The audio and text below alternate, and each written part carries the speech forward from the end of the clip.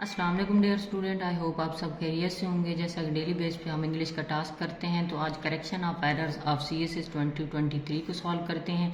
उसने फर्स्ट जो सेंटेंस दिया हुआ था, his knowledge of languages and international relations aid him in his work. इसमें जो मिस्टेक थी, मतलब कि करेक्शन जो करनी थी, वो वर्ब की ही गलती थी। इसमें अगर देखा जाए, फर्स्ट आपका जो मेन वर्ब है वो नॉलेज है और ये सिंगुलर है, तो इस वजह से इसमें वर्ब भी सिंगुलर आएगा। अब ये करेक्ट जो होगा, his knowledge of languages and international relations aids him in his work, ये करेक्ट होगा। सेकंड उसने दिया हुआ था, the ambassador with his family and staff invite you to a reception at the embassy on Tuesday afternoon. इसमें भी verb की गलती थी। विद से पहले वाला जो सब्जेक्ट होता है उसके हवाले से आपका जो वर्ब होता है वही लगता है। यहाँ पे द एम्बेसडर जो है ये सिंगुलर है, तो यहाँ पे भी वर्ब सिंगुलर आएगा। The ambassador with his family and staff invites आएगा you to a reception at the embassy on Tuesday afternoon, ये करेक्ट होगा। थर्ड उसने दिया हुआ था, this year he will sit in the CSS examination. यहाँ पे जो मिस्टेक थी वो थी फ्रेजल वर्ब की। सिट इन का जो उर्दू में मीनिंग है वो है धरना देना। यहाँ पे तो वो एग्जामिनेशन की बात कर रहा है, पेपर की बात कर रहा है, तो यहाँ पे ये सिट फॉर आएगा। This year he will sit for CSS examination, अब ये करेक्ट है। अगला दिया हुआ था, the chief executive will let us know whether or not he can attend the meeting. तो इसमें पंक्चुएशन की पहली मिस्टेक थी और दूसरा स्ट्रक्चर की। पंक्चुएशन में अगर उसने यहाँ पे आगे कोई डिपार्टमेंट दिया होता तो तब ये सी भी कैपिटल आता और ई भी कैपिटल आता, लेकिन यहाँ पे आगे कोई बात नहीं की हुई, सिर्फ यहाँ पे कोई डिपार्टमेंट दिया हुआ नहीं है ना इंस्टीट्यूशन, तो ये स्मॉल आएगा सी और ई भी स्मॉल आएगा।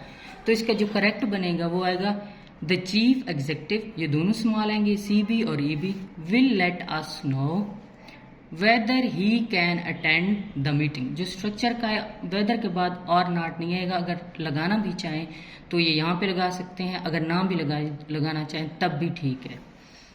इसके बाद दिया हुआ था, when he came back from vacation Aslam and me plan to look for another apartment.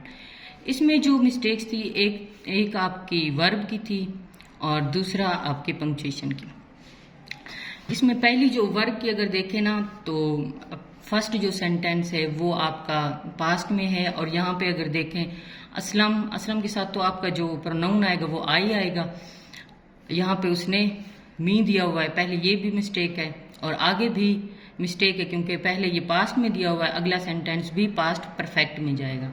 When he came back from vacation Aslam and I आएगा, असलम के साथ I had planned to look for another apartment, ये past perfect में आएगा, had planned आएगा, ये अब correct होगा। If some of you make a noise they shall be punished. इसमें भी दो मिस्टेक्स थी। अगर देखा जाए यहाँ पे जो यू है, अगर यहाँ पे ये सिंगुलर आगे, ये मतलब किसी की सजा किसी और को दी जा रही है, तो इसमें जो मिस्टेक थी, if some of them make a noise, तो हम अगर ये यहाँ यू है तो इसको हम देम कर दें, आगे फिर ये दे आएगा। अगर यहाँ पे हम इसको यू रखें तो आगे भी यू आएगा, और दे के साथ हमेशा विल आता है। If some of them make a noise they will be punished, यहाँ पे दो मिस्टेक्स थी, अब करेक्ट है।